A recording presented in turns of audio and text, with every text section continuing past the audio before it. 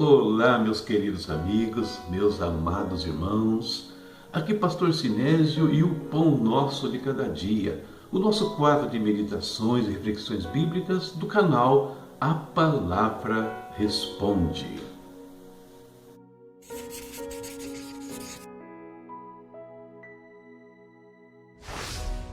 E hoje a nossa reflexão vai se dar um texto bem difícil.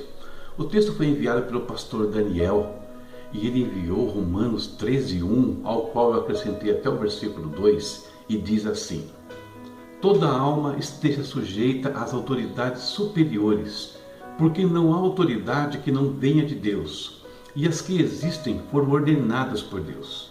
Por isso, quem resiste à autoridade, resiste à ordenação de Deus, e os que resistem trarão sobre si mesmos a condenação. Romanos 13, versos 1 e verso 2, está aí na sua telinha para você conferir.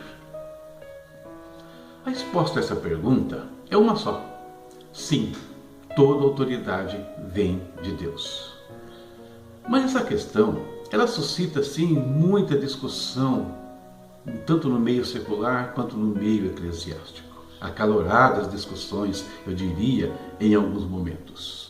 Se toda autoridade vem de Deus, como explicar governantes injustos que afetam a sociedade, líderes injustos que afetam até a igreja de Cristo? Nós simplesmente temos que obedecer a algumas questões.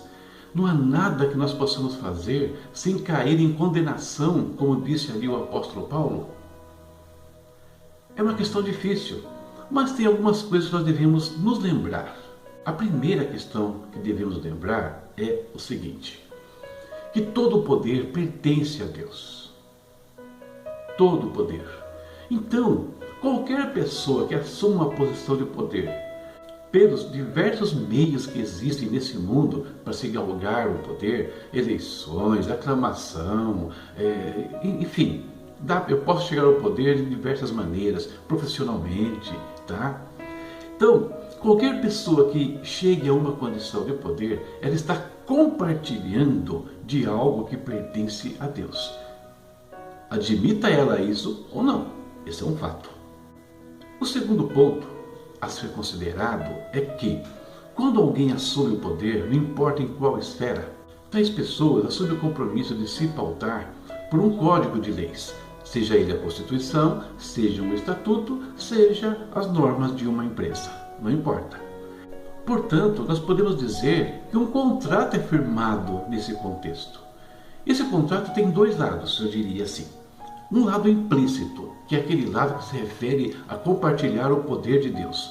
Que a pessoa admita ou não admita, ela está assumindo um compromisso com Deus a receber poder, independente do que ela pensa. O segundo ponto é que, baseado nas leis às quais ela se submete, então existe um contrato explícito agora entre as partes. Entre o governante e o povo, entre o líder e a sua igreja, entre o profissional e a empresa. Existe uma norma a ser seguida. E se existe uma norma, a legitimidade da pessoa no cargo, na função, se mantém enquanto ela atender a essas normas. Essa é a verdade. Enquanto ela estiver agindo dentro desse contexto, nada justifica uma ação contrária a ela. Nada justifica. No entanto, se elas saírem dos trilhos desses instrumentos legais, elas perdem a sua legitimidade. Isso é fato também. Então, a obediência a uma autoridade, um princípio necessário para a ordem social, seja ela qual for, em que ambiente for, é um princípio que se mantém em função da fidelidade do que detém o poder. Quando ele se torna infiel, quando ele perde a sua legitimidade, a obediência também se torna relativa. Governantes, líderes, profissionais podem ser tirados do seu lugar, da sua função, pela Constituição, por um estatuto ou pelas normas da empresa. Podem ser tirados. Agora, quando isso acontece, a verdade é que, antes que se faça qualquer coisa para que eles saiam das suas posições, eles já perderam a sua autoridade, eles já perderam a sua legitimidade há muito tempo. E isso diante de Deus. E para terminar, eu diria o seguinte: ninguém toma uma posição de poder sem a anuência de Deus. É o que o texto diz. Mas também ninguém se mantém nela sem essa mesma anuência divina.